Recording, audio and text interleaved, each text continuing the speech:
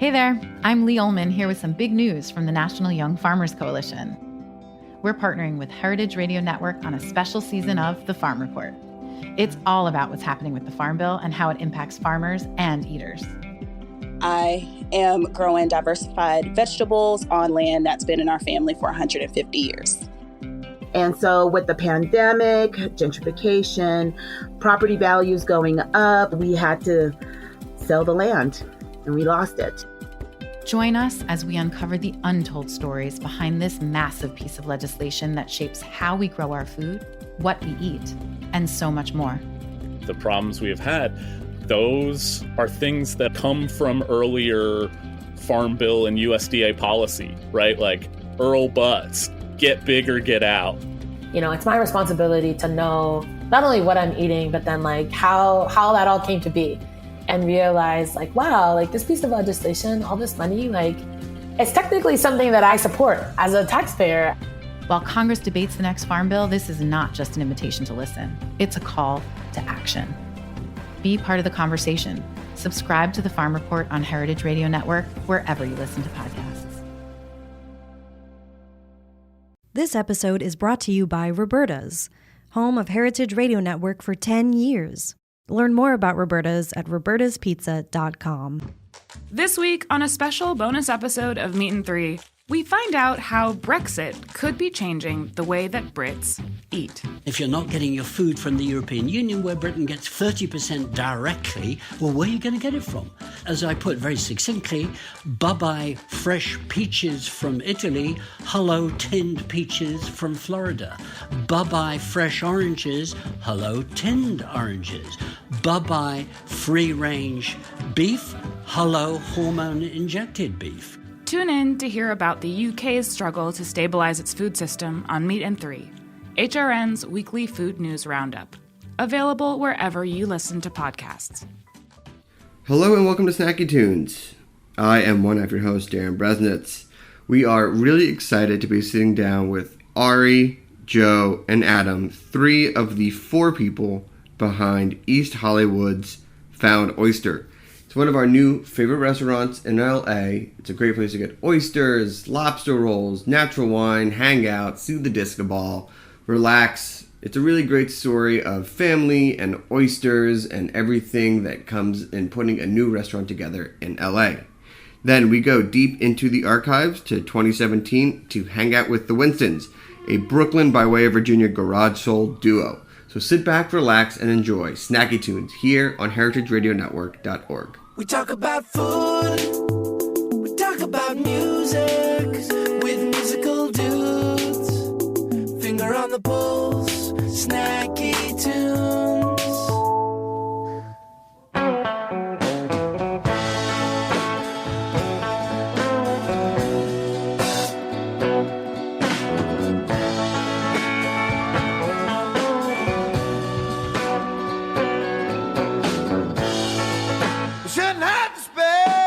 Sitting still, smoking cigarettes in my windowsill. I love you, I know I always will. I can't keep from crying. What does it do? Tell me how I'm gonna feel. I know it's my own fault that I'm unwell. Shouldn't have so bad. Got love. Love should be enough. Love should be enough. Love. Love should be enough. Yeah.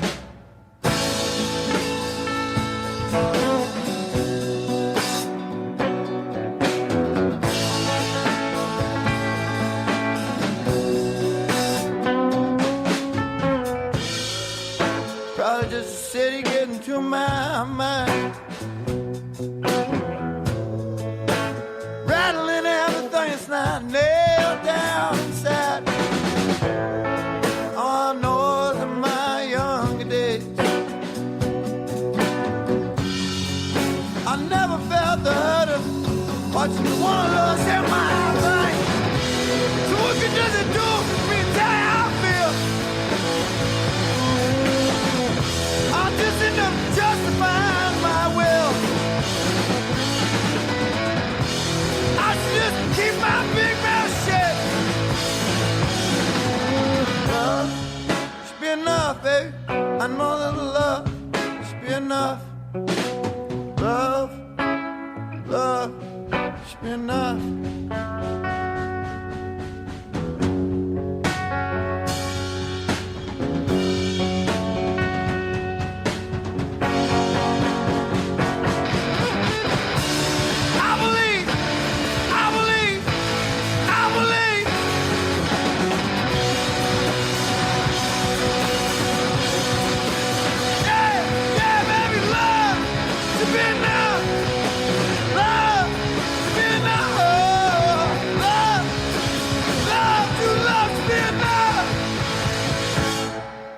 Hello and welcome to Snacky Tunes. I am one half your host, Darren Bresnitz. We are here with Joe, Ari, and Adam, the GMs, chef partners, and partners, all respectively laid out.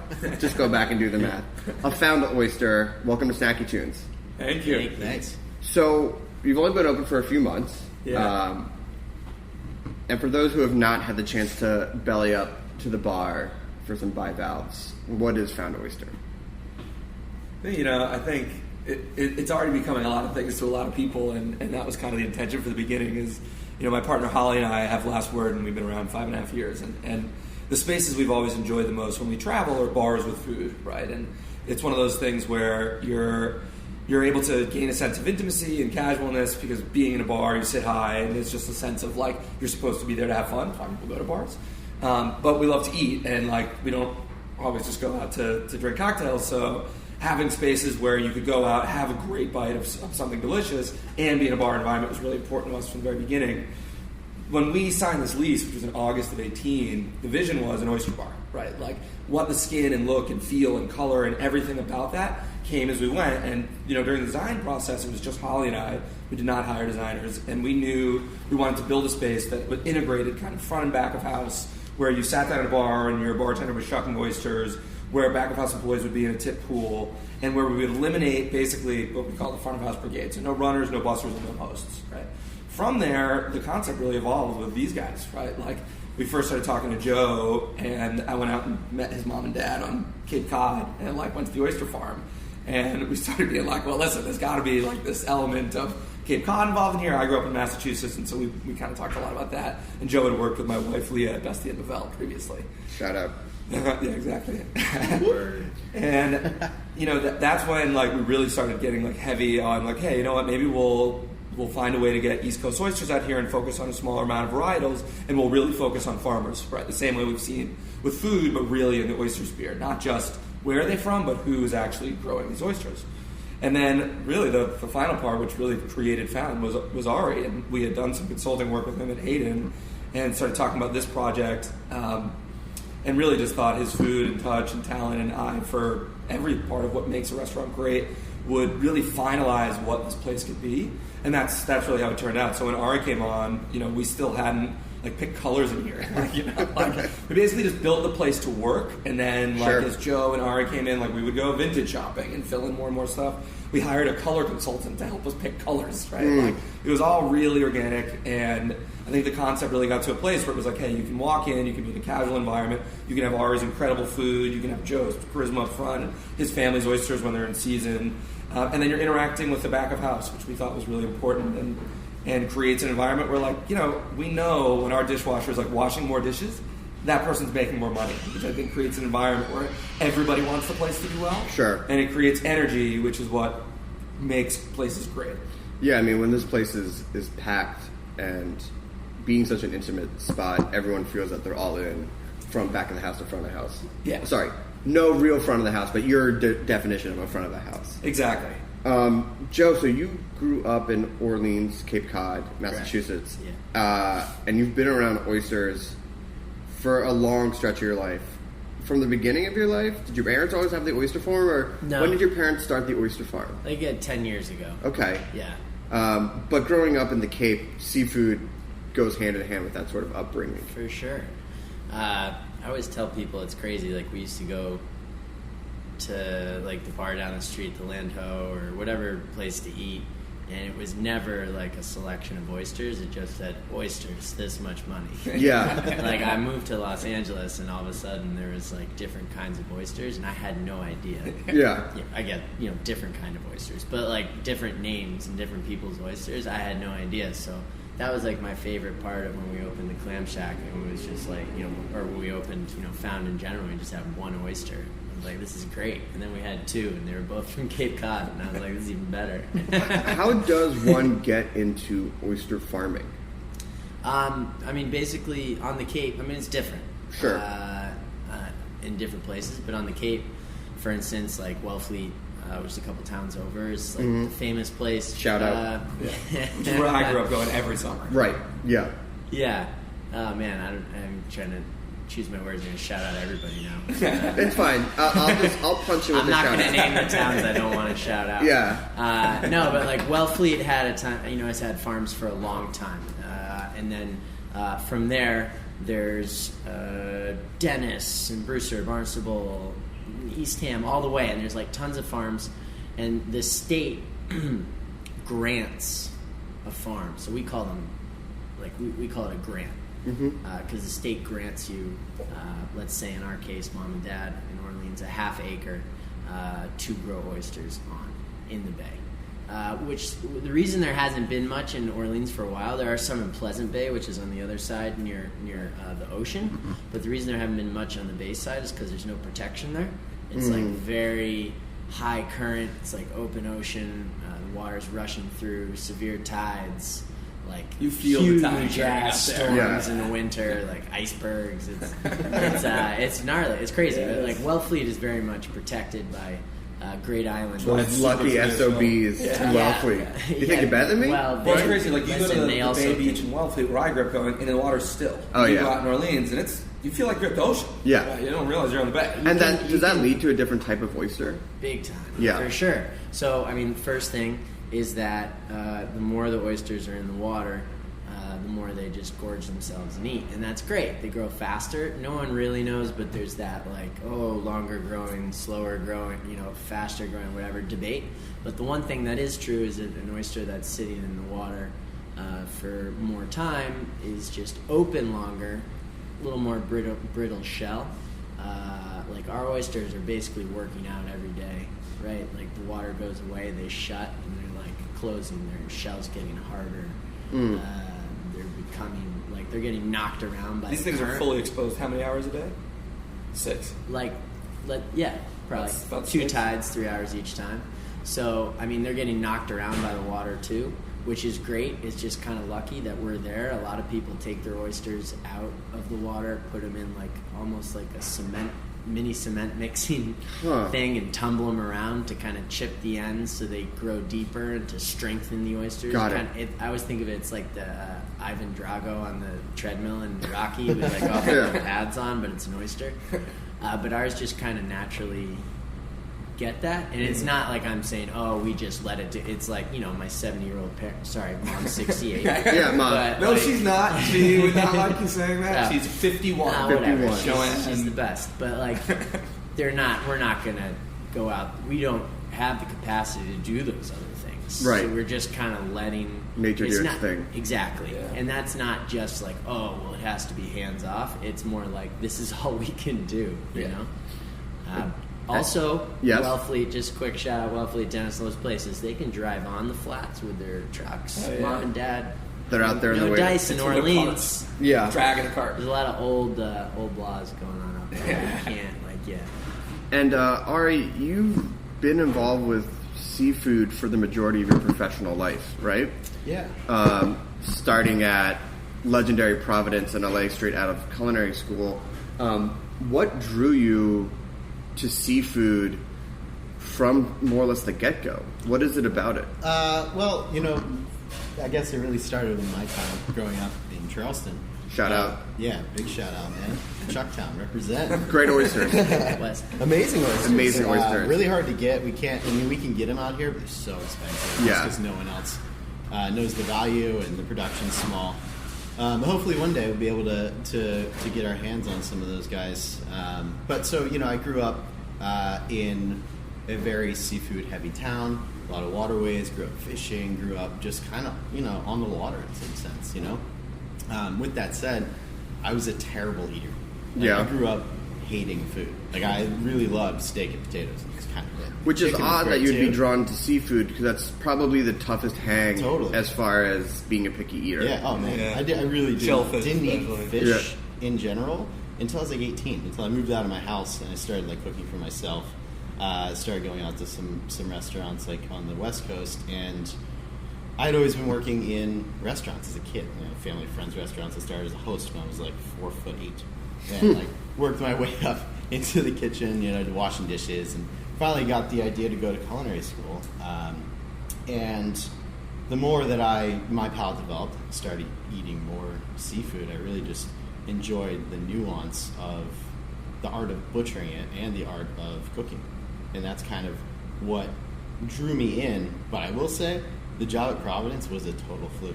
I really didn't even know what I was getting myself into. I was so young. And my first externship, which was supposed to be at this place called Norman's, up on Sunset Boulevard, is Norman Van Aken's place back in the day. Yep. They went under the week before I was supposed to go on my externship. And so I was scrambling. One of my teachers was like, "Hey man, I'm going to do you a solid." And he got me the interview in Providence. And I'm there for a couple weeks, and I'm really starting to really get the hang of it and looking around. And that's when I fully understood what I got myself into. Yeah, I mean, that place is no joke. Yeah, it was intense. But I'll be honest, I got to go eat there a lot. And I think that's so important for young cooks to be able to eat where they cook, to really fully understand what's going on with the whole restaurant, not just the food, but the experience of the hospitality industry. And I will never forget my first meal at Providence. It was a 4-hour, 20-course endeavor. And that's when it finally clicked for me. I was like, wow, I'm somewhere really special. Yep. And I'm going to stay here until I feel like, I've learned, I've got, kind of hit a plateau of some sorts, And I stayed there on and off for almost 5 years. It's amazing. And I know that you also spent time at Charleston, at Leon's, which is... Yeah. If you've never been, it's incredible. Fried chicken, oysters, it's great. That place is an institution now, man. It's a beast. It's a beast. And so with your three backgrounds and with Holly now having the space, how did you guys come together to create the restaurant that we're sitting in? Yeah, I mean, I think what was interesting for us is after the absurdly long process of entitling the space and building it, we got hung up on our beer and wine license at the very end. Shocker. Right. So we were sitting here, the four of us, and just talking about what are we going to do? We can't just open an oyster bar without beer and wine. It's not really what we want to do. And we had some different thoughts, and just suddenly I was like, we need to be way more creative and come up with a concept and do it in here. And so we came up with this idea of the Clam Shack, right? Mm. And we were like, hey, let's do the Clam Shack. What was it? Friday, Saturday, Sunday? 12 to 5. 12 to 5, right? Or 12 to 4, yeah, right? 12 to 5, 12 to 5. 12 to 5. So, and we just did it 3 days a week, and we were like, let's just get in the space, get people in here, do it during the day so it doesn't feel as odd that you can't have a beer or wine. We don't really want to launch Found without, that's a major element of what we're doing here.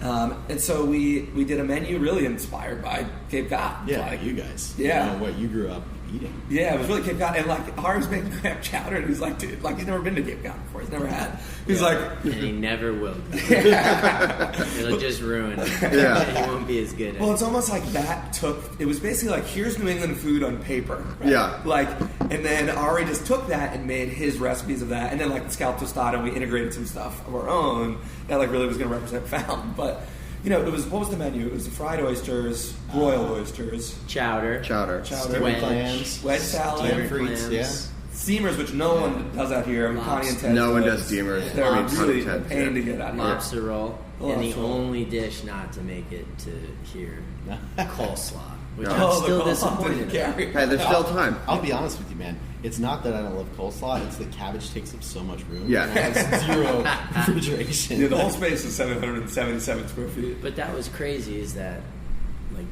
rolling with that, there wasn't, we didn't have chowder on the menu. No. We didn't have a wedge salad on the menu. We didn't have fried oysters on the menu, steamer cup. None of that was We had, no original staff menu. when we did this. And, people came in, ate that stuff, and loved it. And was like, well, we should probably keep this on the menu. And it started to be like, hey, there is definitely a Cape element, there's definitely a Charleston element, there's definitely like a Parisian wine bar element, and we were like, we're in Los Angeles, we don't have to be true to any of these places, right? We can just be ourselves, and that I think represents LA better than anything, which is people here from LA or from all over the world, you know, and that was, I think, really like the defining moment, was just like having to go through that process of doing the Clam Shack and being like, we don't have to be anything we don't want to be, we can just be ourselves. Yeah, I mean, it's interesting because some will define oyster places as like Boston, you know, like Union, or San Francisco, like Swan Oyster. How did you guys filter it and decide to keep filtering it as something that takes the best of both coasts? You know, I mean, I think that it's something that just kind of naturally occurred. We are very fortunate to work with a lot of great suppliers that are giving us some amazing sustainable seafood. And honestly, a lot of the menu has been made up about what we can get our hands on and what we want to use. And once again, super lucky to be in that position to be able to make those decisions off of that, rather than like, you know, oh, well, this is Los Angeles, so we need a bunch of vegetables. And like, to be honest, like, it's a very protein-heavy place. Yeah, we've got a wedge salad. We've got what? We've got a leeks. We've got grilled leeks. Yeah. You know, and coleslaw's a vegetable. It didn't make the menu. Talk about that later. Well, I think too, right? 26 seats lets you do just what you want to do, right? Because you're going to find the group, like, we're very clear about who we are, and so I think people come in here knowing enough about us that the clientele we have here has been, I mean, we've had crazy repeat guests. People come in like 6-7 times in the first 8 weeks, and people know they're coming here for seafood. And so I think we have most people here, and like, no matter what these guys are special on that night, like if it's razor clams, we're going to sell razor clams. Like if it's live scallops, they're going to sell. Like, that is what's been so fun, is source it and then they'll fuck it up. And there's people on Instagram. That's the story of my life. People come in, they're like, how do I know? Like, I messaged, like yesterday I messaged 5 people on Instagram, like, hey, we have razor clams tonight. Because I told them I would. And really? So excited when razor clams come. That's good GM job. Yeah, thanks. That's nice. Thanks. That's proud. I like that. We're going to take a quick break. We're going to talk about more of the restaurant, more of the oysters, and then what it means to be a new restaurant here in LA. Cool. We have a song from the archives here on Snacky Tunes on heritageradionetwork.org.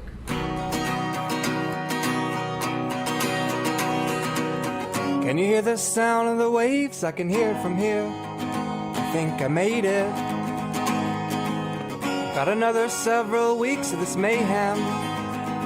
It's a rat city. It's a luxury. Gonna call old Kelly and ask her for $1,000. She's a future woman on the $20 bill. Naked, her breast exposed, just a little bit scared. While the Midwest looks, what will I be? Who will I be? Kiwi meat, will I stay on fleek or flee back to the city? Got a couple of questions about the last 10 odd years. First one, was I there? Did we use the time we all had wisely? Did we squander it? Celebrating everything, posing, fearing loneliness, growing bitter, or working for upgrade status someday. Oh, what could it be? What neighborhood, a high-rise with a view, or a cottage in the countryside? How to prepare for a major change? Start selling, packing weeks in advance. Would you cry, yonder last night, comforted by your courage? Would you notify a black Irish goodbye? We ain't playing. We leaving, catch you on the flip side.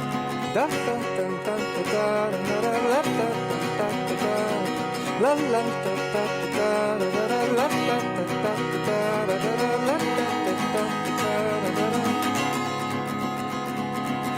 Can you hold the train doors open for a little longer? 'Cause I'm coming.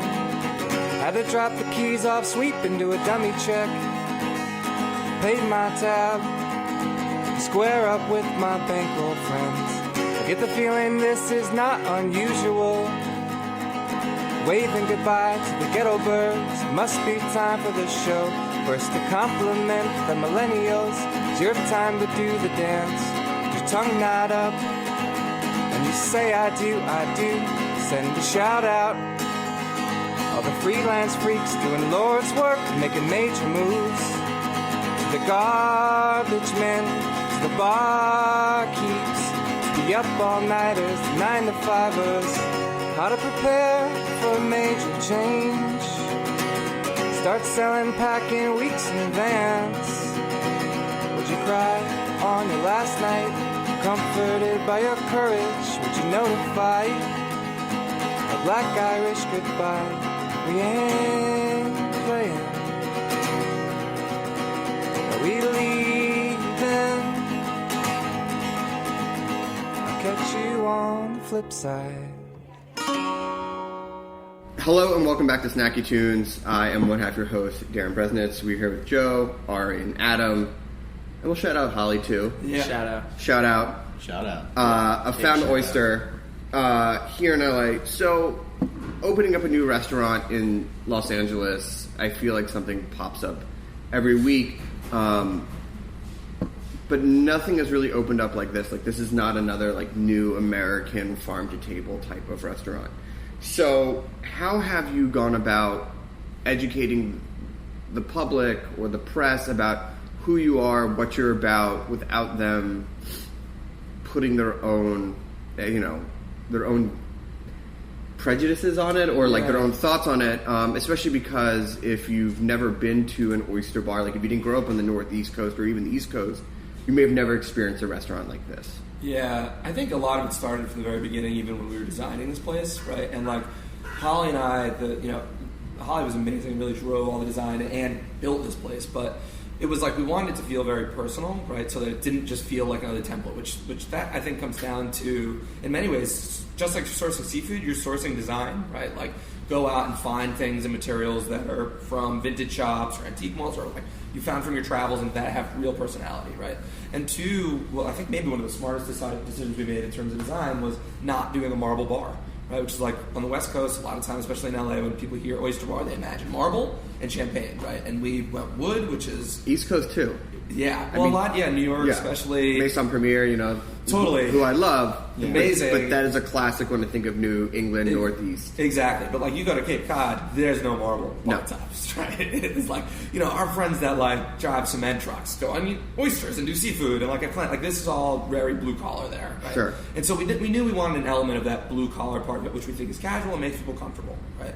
And with that, I think some of the early decisions we had is we know to source this quality of seafood, we were going to have to charge a certain amount, right? Like it costs as much as it costs. But to balance that, we were like, we need a $5 beer on the menu, right? We need a glass of wine that you can get for $10 or less. Like there were ways, I think, to make the concept approachable in that way that from the beginning were really the framework for what we were trying to accomplish, so that like it didn't feel like a place where it was inattainable, especially in East Hollywood. Like this is a really diverse community, especially economically, and we wanted to make it so that if you wanted to come in and get a cup of chowder and a beer, you could experience this place very differently than someone who wanted to come and do a huge shellfish platter and do those special razors and drink champagne. And you can do that here. You can either throw down, or you can come in and like have it as an afternoon hang, even if you don't have a lot of capital.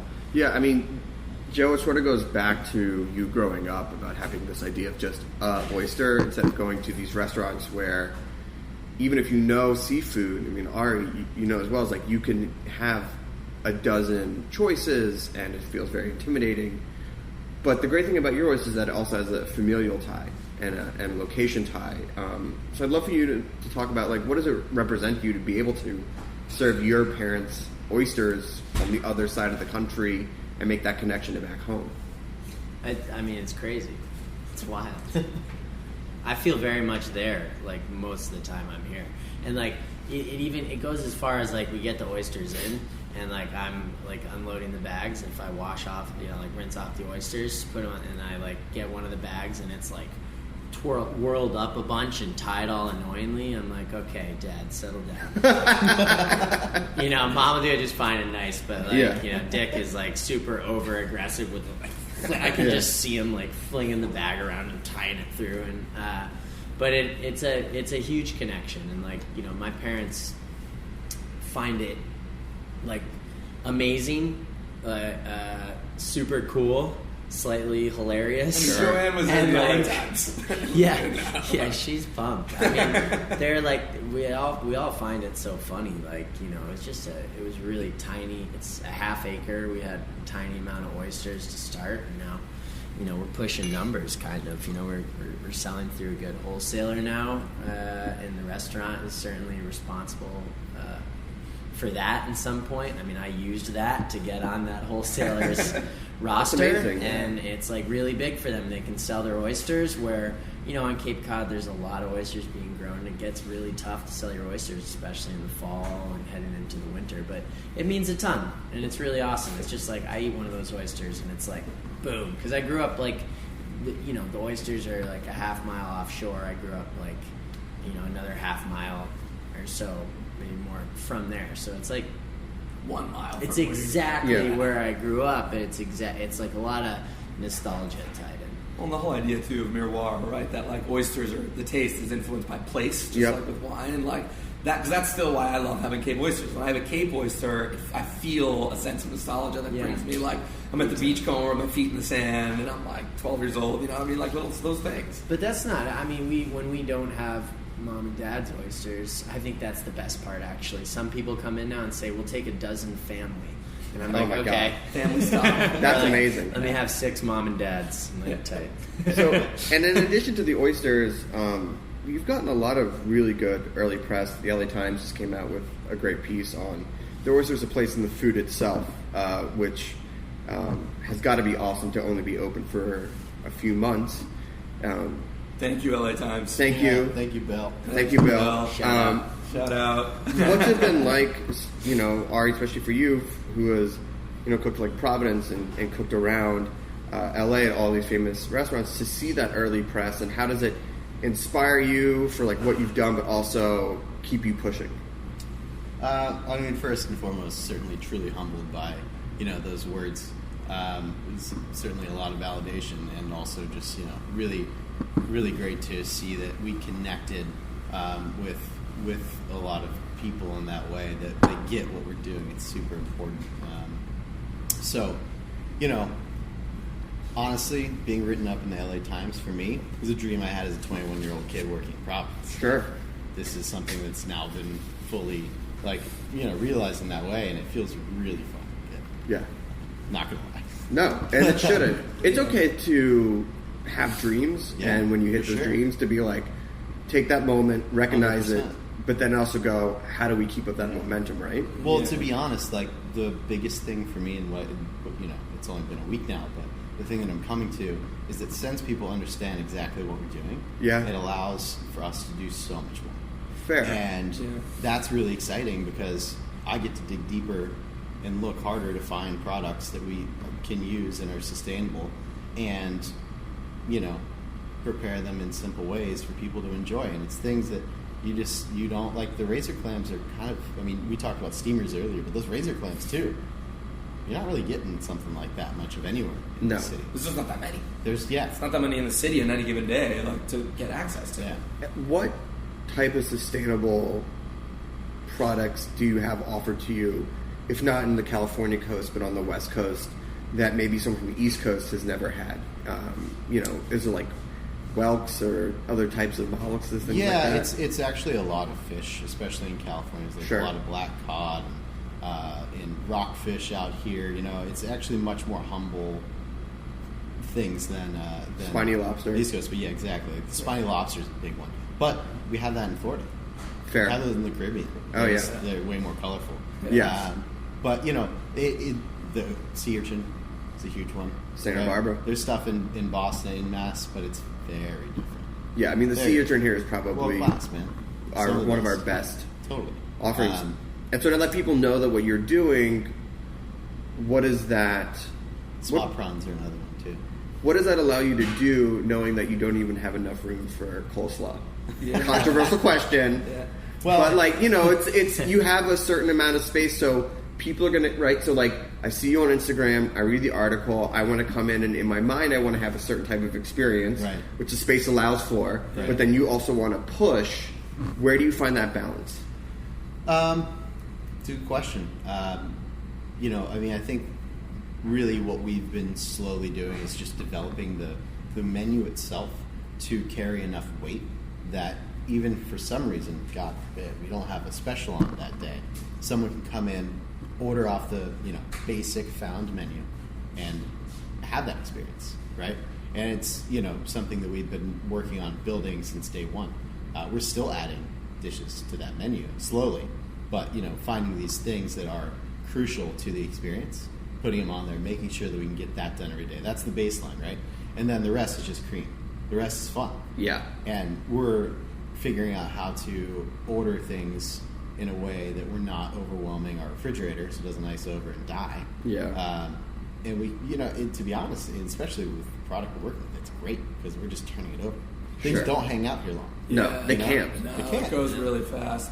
I think, you know, too, like getting exposure, like from the LA Times, right, where I think what was amazing about that article is that it really felt like, I think, you know, Bill wrote like a refuge in a party. We were like, that's what exactly we wanted to do. And then there was a line about champagne and Coors Banquet, and I was like, if we wanted someone to describe like how you'd use this place, like this was, it was comprehended. And so I think it's like the basic rule, I think, of all restaurants is deliver exactly what it is you promise, right? Mm-hmm. And like if you have a sign on your door and it says like shitty pizza and cheap ass beer, you'll find your crowd as long as you have pizza and cheap ass beer, right? That place sounds great. It's probably great. Yeah, it's awesome. That place sounds great. But if you had said at the same time like amazing pizza and craft beer and you don't have that, then you're going to disappoint people. And here from the very beginning, we're just like, we're a seafood place, we're fun, we're casual, we're a bar. So I think when they come in and suddenly, you know, these guys are serving like live scallops that day or sardines that just came in like that morning that still are like in full rigor mortis. They're so excited to experience that like they're willing to come and like, you know, wait a little while to get a seat, just to hope like what's the seafood going to be today? People go for the specials constantly for the whole time. Well, I think you know when it's fresh and there's a certain trust established that I may have never had this type of fish or I don't know the preparation. Because when I came here and I'd never really had a ton of escabeche in my life. Yeah. You know, like, and I was like, oh, this is awesome. This is fantastic. But you just go like, I trust that with this small of a menu that if they're going to put something on there, it's got to be holding its weight. Totally. But it's also nice to see, you know, to talk about what you talked at the beginning, that to have an idea of what this place you want to be in your mind, and then people get it, especially at like a Bill Addison level. Yeah, I don't think there's anything better out there, like for anyone who like has any creative desire to like do something, that when you put something out in the world and somebody describes it back to you the way you envisioned it, like that is the greatest sense of like just like it's humbling, but it really is. You know, Ari's point, like it just feels amazing. It really does. So, with being open for a few months and looking to the future, what have you guys already learned, and how are you taking that into the next foreseeable months and years of running this restaurant?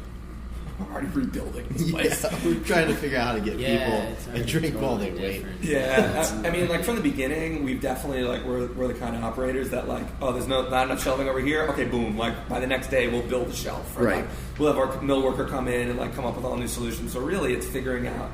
We think we want to expand wine program. We know we want to expand raw bar. Right. Yeah. We know we want to make sure the experience stays engaging as we get busier and busier, and that people really feel acknowledged like the second they get in here, and that they're taken care of until they leave, right? I think the biggest discussions every day are actually how do we serve people better? Yeah, you know, how are we going to make sure that everyone is going to have that experience? You know, because it is only 26 seats, and you know any percentage of people that we've failed is a big deal. You know, yeah, it is, especially if you're waiting. Especially if you're waiting, which is tough. Which is really tough, and you can see everyone who's waiting either in the bar area or outside. Yeah, you do. You do. You know what though? People are happy to be here, and like, just with, let's say, like we have 2 people sitting here because there's no other table. Then a 4 top moves in, and there's like a corner at the bar, and like you're like, hey, do you mind moving over here to the bar so I can seat this big party? And people just get up, bring their wine glass, move over there. They feel like it's everybody knows each other. You know, it's like a party in here. Yeah, there's a bit of steal Bill's words. And a refuge. Yeah. And a refuge. I think when you go to a place like this, you sort of enter into a specific type of social contract. Yeah. That, like, this only works if we all work together. Yeah, totally. People are so happy to move down or... You gotta navigate this place. When you're running food in this restaurant, like, it's Tetris. You're Tetrising yourself across the restaurant. Big time. I mean, those are the discussions the whole time. It's like, all right, well, if those 3 people get up there and we get this 2 top, we move down, we can move that table here and we can sit. Yeah. It's like the first rule of this restaurant is never just turn around because you're going to bump, you know what I mean? Like, if you got to, like, go back the other way, you need to, like, turn your head, look really carefully, make sure you can turn back the other way. You're going to crush somebody. Awesome. Well, listen, congratulations. Thank you guys. If people want to find the restaurant in real life and online, where can they go?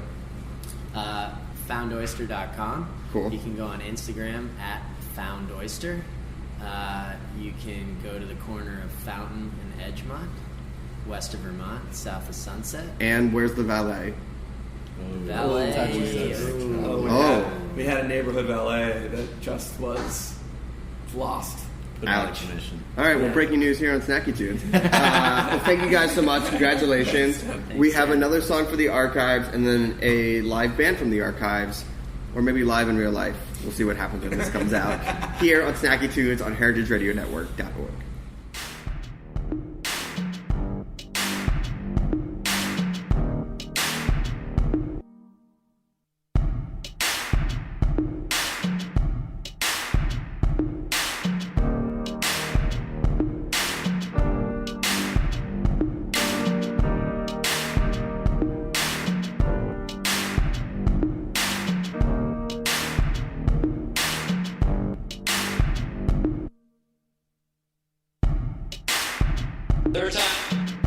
Third time's the charm.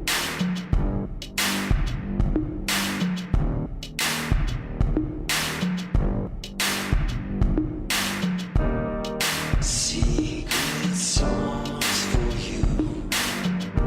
You're watching everything we do. It just goes on.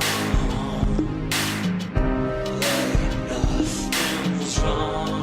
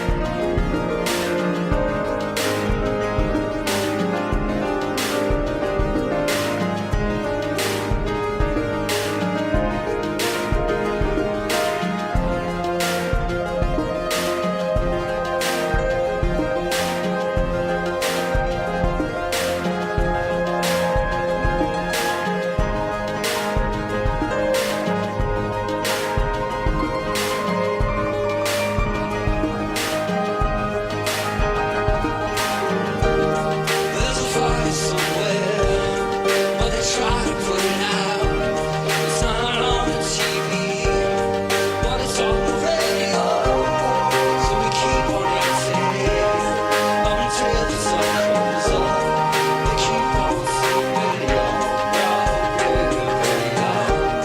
There's a fire somewhere, and they try to put it out. It's not on the TV, but it's on the radio. So we keep on dancing, or until the sun comes up, they keep on sleeping on.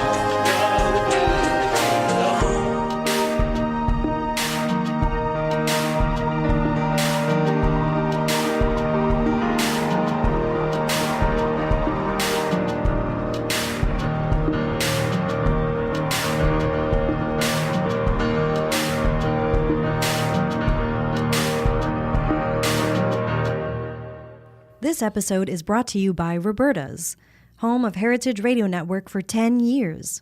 Roberta's was founded in Bushwick in 2008 and has become one of the most iconic restaurants in the country. HRN made its home inside of Roberta's in 2009, and together they have become part of the DIY fabric of the neighborhood. Roberta's, the pizza restaurant, is open for lunch and dinner 7 days a week and serves much more than just the famous wood-fired pizzas. Their team dreams up new salads, pastas, and sandwiches on the regular. Roberta's Tiki Bar is alive and well in the back garden, serving up frozen drinks in the summer and hot toddies in the winter. Stop by the bakery and takeout spot next door for fresh breads, sticky buns, and pizzas to go. And of course, there's the 2 Michelin-starred Blanca tucked away in the garden for truly daring diners. But Roberta's also extends beyond Bushwick, with multiple locations in New York City and now in Los Angeles. You can also find their frozen pies in grocery stores around the country. The spirit of Roberta's, like Heritage Radio Network, is everywhere. Here's to many more years of pizza-powered radio. Learn more about Roberta's at robertaspizza.com. Welcome back to Snacky Tunes. I'm here with Lou and Ben, who make up Winstons. Welcome, boys. Thanks. Thank you. Really good to have you in Very glad to studio. be here. Yeah. So how did you make it to Brooklyn from Virginia? By car, I-95 north. Okay. Yeah. Did you stop? Did you take any scenic routes?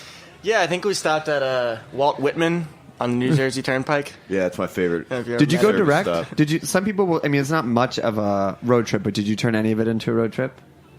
We've done that corridor a lot. What's the secret? Timing. Go fast. Not hit the Beltway in D.C. around rush hour. That'll add 3 hours. Okay, fair. That's pretty practical. Moving up here, used to have a Ford Ranger pickup, and I totally tortoise shell. It was like I looked like a snail. I pretty much had everything I owned and was bringing and just put like 3 tarps over it, and totally Beverly Hillbilly styled it with duct tape and tarps and everything I owned under it, and moved up here in a day and got here at like midnight. And what brought you up here, or what forced you out of Virginia? I met a girl playing a show up here and decided I was gonna move to New York City. Classic story. Where's the girl? She's at home right now. Oh, really? Yeah, with her 2 stepcats. Oh, okay. Is she with you? Uh-huh. Oh, amazing. That story doesn't... I mean, I feel like the New York stories, you're like, met a girl, where's the girl? Doesn't matter. Ben, how's your girl? What happened to her? I have the same exact story. Oh, really? Yeah. So you both met girls that... Was that the same show, or was it different show? Okay. Yeah, not the same exactly. No, we were playing with different people. We didn't know each other until we lived in Brooklyn. Oh, okay. But we were living in the same city in yeah, Virginia. we spent a long time. Are you both from Virginia? I was born and raised in Richmond. Okay. Yeah. I grew up in New Hampshire and then lived in Virginia for 10 years. So did the band form because you had similar partner stories, or how did you guys get together? I think we were both kind of starting over in terms of music, having relocated here by ourselves independently. Because you have 2 different backgrounds, right? Lou, you're into country and bluegrass, and Ben, you've got jazz horn? Uh-huh. Yeah, that's how I grew up. I learned how to play music playing tenor saxophone. Okay.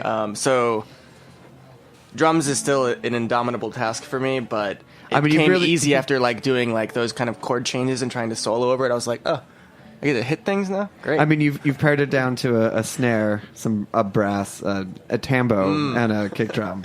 Yeah, there's still metal involved. There's some metal on board. And how were you convinced to put down the sax and pick up the sticks? Oh, it's easier to play with people. And that's kind of what happened with us. It was like, hey, you want to jam sometime? And then it worked really well and made us both happy, so... Yeah, no one was like begging for a sax player in a Brooklyn band? No. And then for for your background of country and bluegrass. I grew up playing cello and guitar when I was little, and then picked up banjo as a teenager, and then got paid for the first time to play music playing banjo, being like a banjo sideman. What was the gig? It was a guy I knew in college who had a band. Asked me to join his buddy's band, filling it out with like a fiddle player and a banjo player.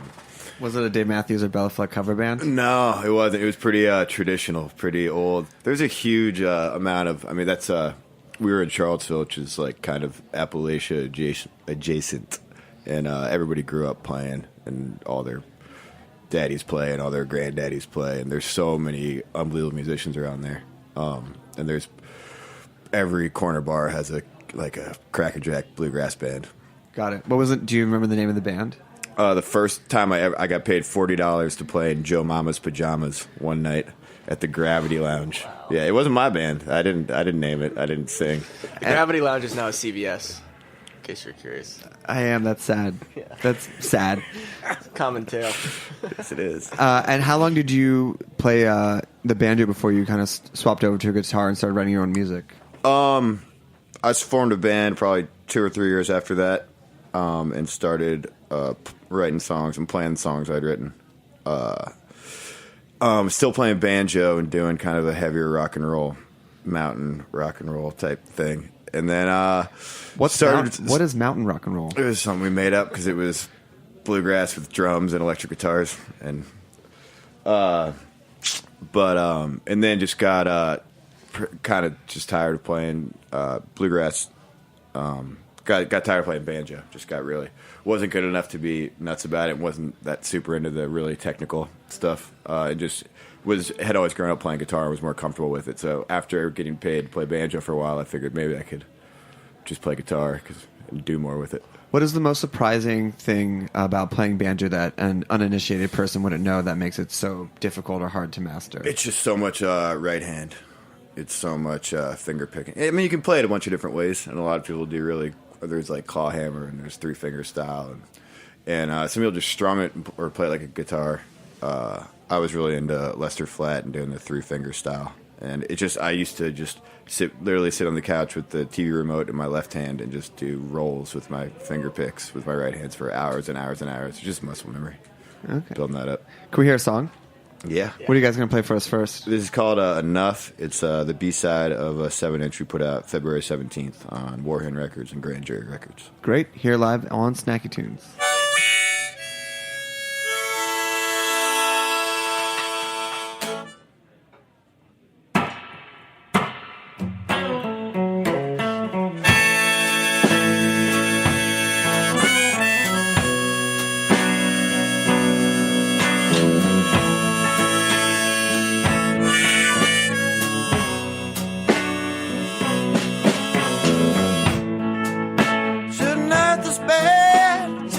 Still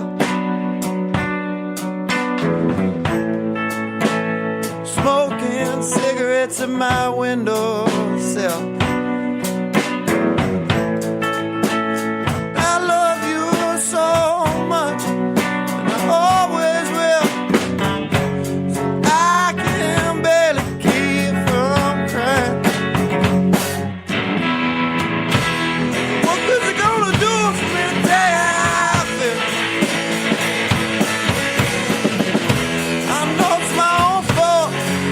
I'm unwell.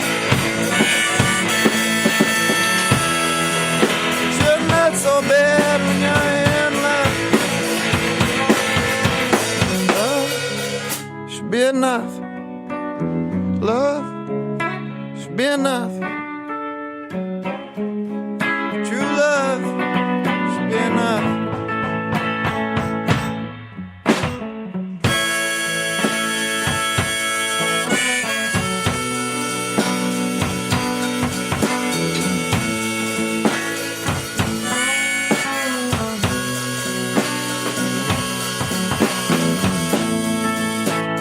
Maybe it's just the city getting to my mind. Rattling everything it's not nailed down inside.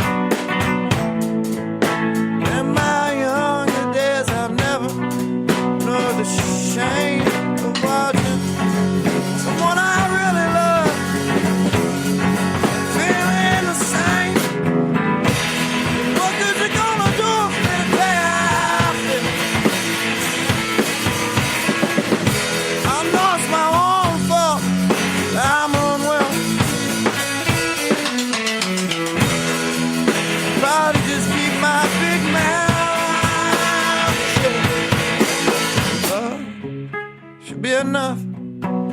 Love should be enough. Love, true love should be enough.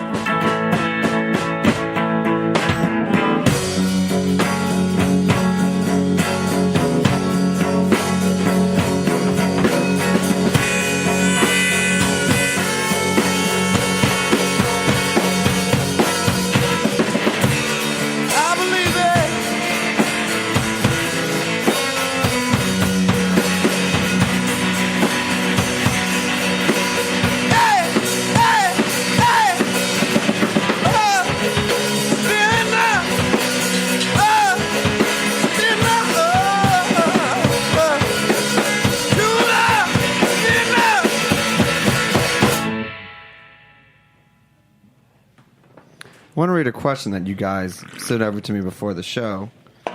Salad.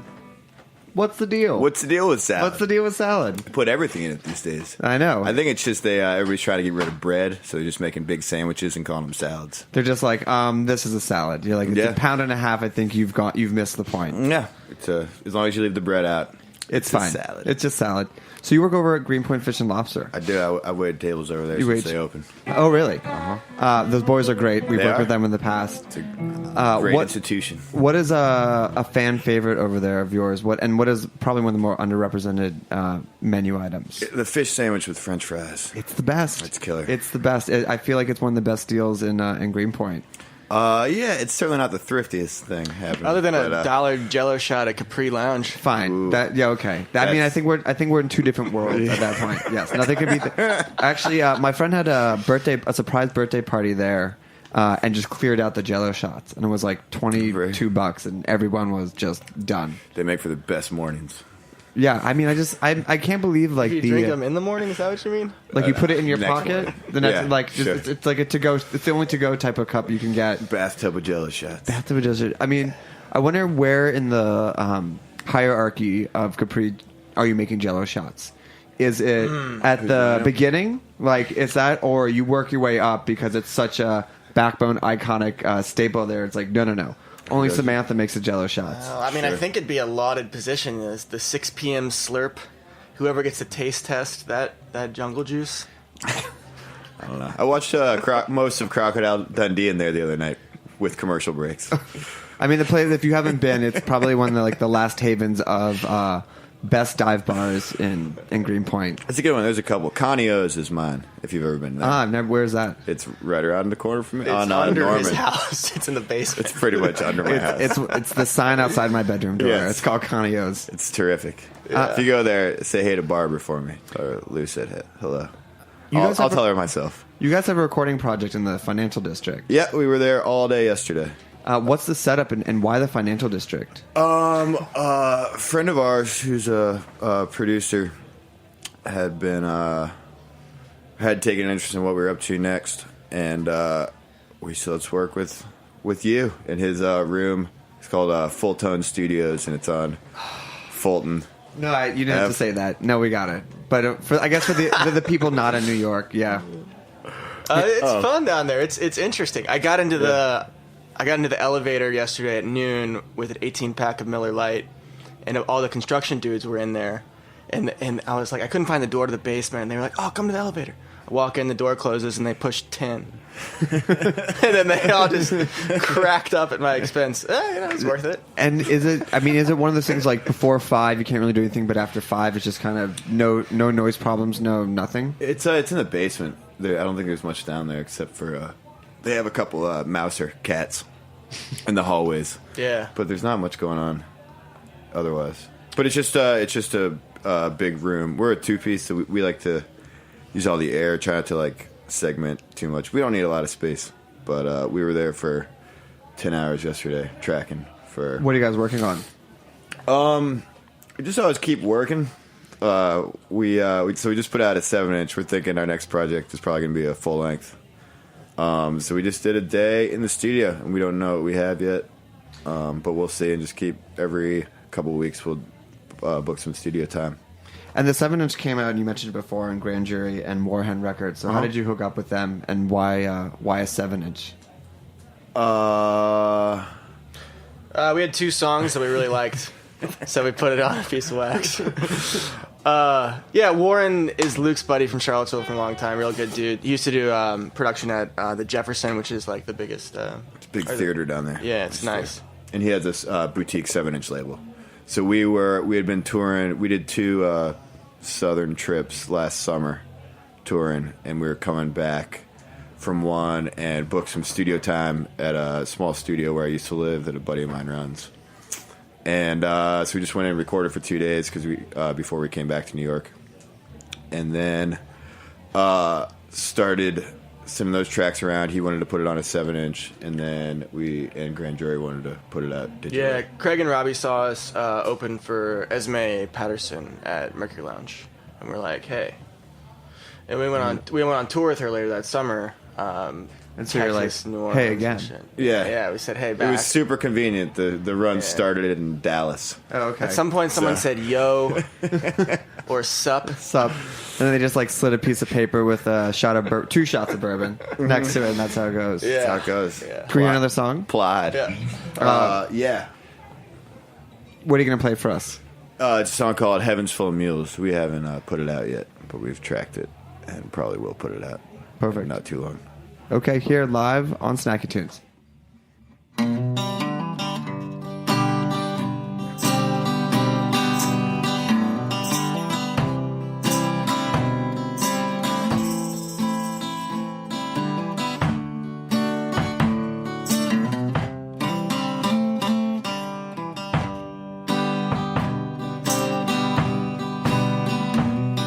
I'll start again tomorrow, selling off my days to pay for more that are still in store for me. I'll punch that clock tomorrow, bow before my boss, who can take away my needed pay if she wants. I've heard how lucky I am making honest wage, not worth a damn to anyone, just enjoying my days. We all live by Richard Mills rules.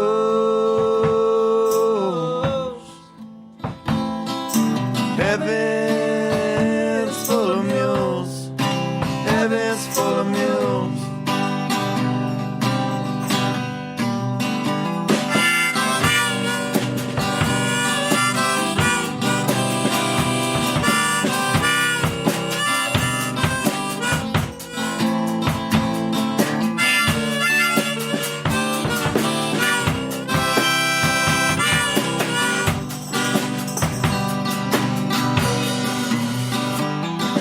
I'll start again tomorrow, selling off my days to pay for more that is still in store for me. I'll punch that clock tomorrow and bow before my boss, who can take away my needed pay if she wants. I've heard how lucky I am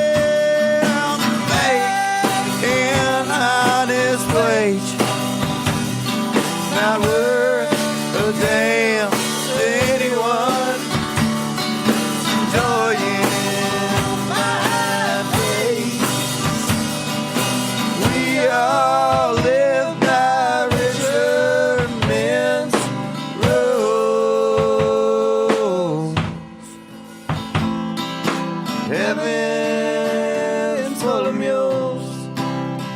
Heaven's full of mules. Heaven's full of mules. Heaven's full of mules. Winstons are quoted as saying, "Wearing the band T-shirt to the band is a new power move." Explain. Yeah. It's my friend Najla. She's a gem. We've had a couple of those. We like it. Yeah.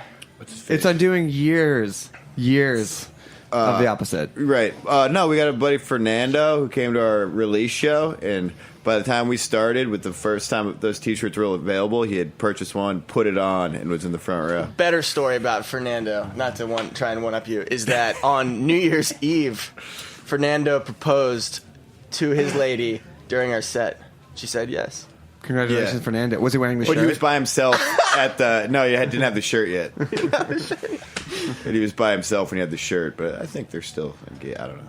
I mean, January's not that... It's not that far away. It's not that far.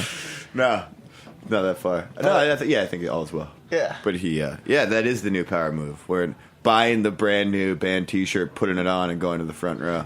Just so they know that you're a fan, not just because you're there, but you're there for them. Yes. Right. It does feel good. Yeah. It's undeniable. It definitely feels good, especially if you're not the headliner. So they know that they came for you. Yeah. Boy, do we love not being the headliner. We were headlining that night, though. Oh, okay. Unfortunately. Apologies. Yeah. So just Fernando, the T-shirt. We should have not headlined our own release show. That would have been the real power move. That is a real power. Actually, that is a real power move. Maximum humility. I think you play second to last, so you're the peak. That's cool. And then you have someone else the after party. That's the after party. We've had that move before, haven't we? I don't know. How many releases have you had? 3. As many as I can get. 3. Yeah. Oh, in clear plastic masks. Our first tape, we had an after party. It was clear plastic masks. Okay. We were arguably the support for that. For your own release party. Okay. That's fine. So now you're tracking, but any tours coming up, hitting the road? We're going back down to Virginia at the end of this month. And playing some shows down there. Yeah, we're going to go play our buddy Gold Connections release at the Southern in Charlottesville. Mm-hmm. Going to play some other stuff around They're there. doing a release on Fat Possum. Yeah. And we're going down there for that, and we're going to be in Jersey, right? And Jersey. Philadelphia. All the dirty towns. Yeah, Jersey, Philly. Not Pittsburgh. Probably Harrisonburg again. Harrisonburg, Virginia. Richmond, Virginia. We played a wonderful open mic in Harrisonburg.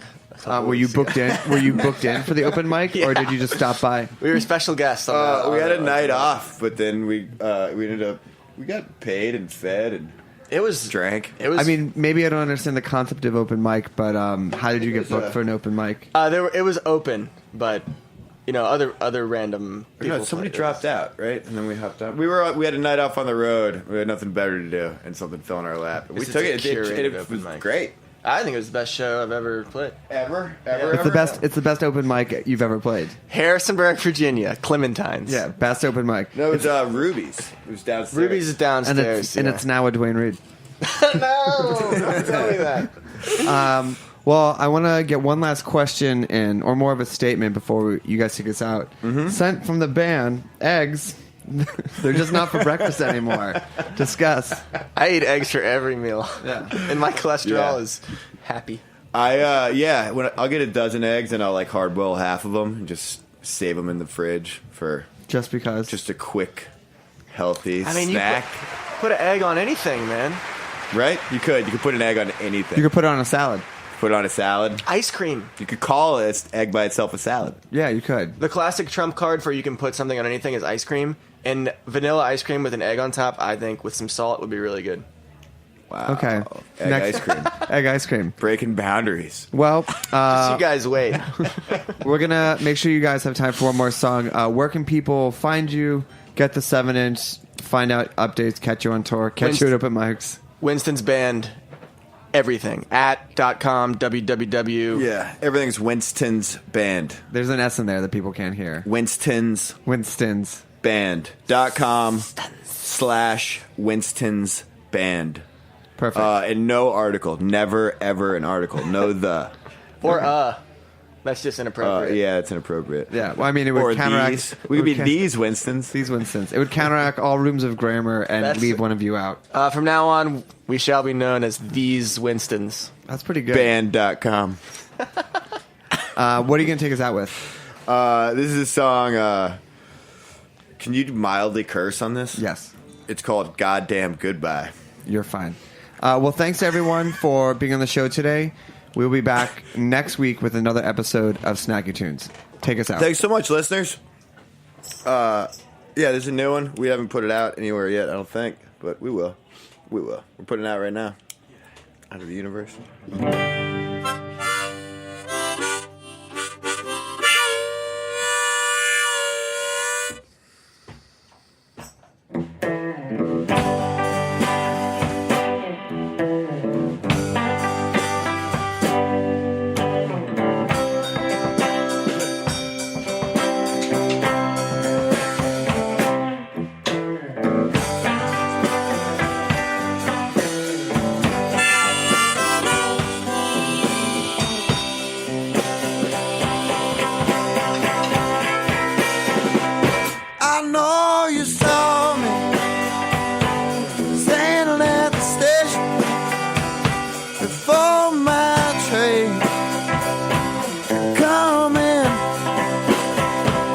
And you pretended I was some other person.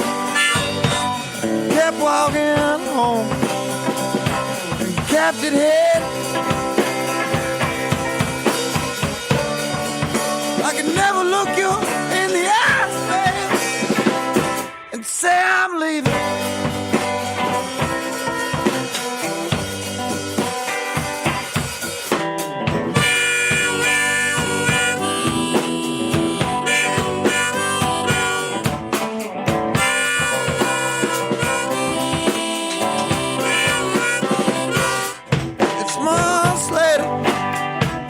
I'm still on the run, and by now you've heard about what I've done. I can't change what happened, can't change my ways. Talking about tomorrow, it's always today. But I can never look you in the eyes and say I'm leaving.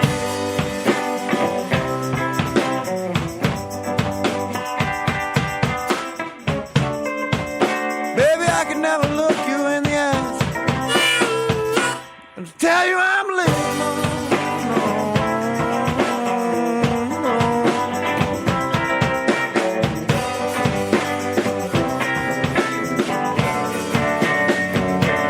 I keep a picture of you. That's about all I got left. And I sleep there against my chest, and I know I'll never know again your kind of love, the way you forgave me, the way you forgive me.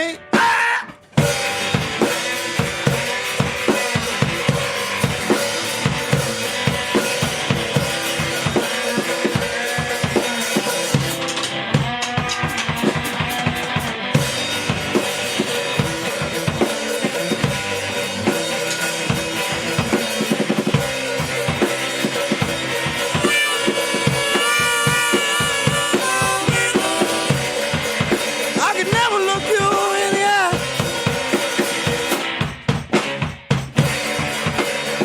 Yeah, I could never look you in the eye. Baby, I could never look you in the eye and tell you I'm leaving. Say I'm leaving.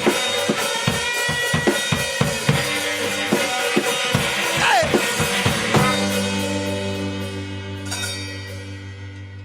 We talk about food, we talk about music with musical dudes.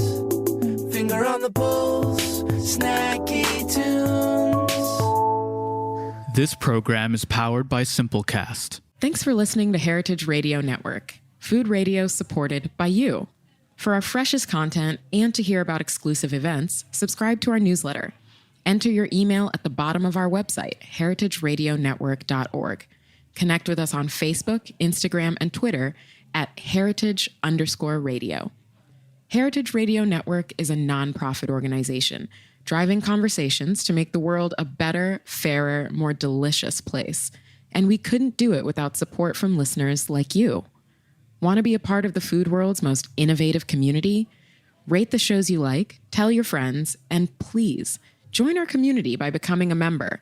Just click on the beating heart at the top right of our homepage. Thanks for listening.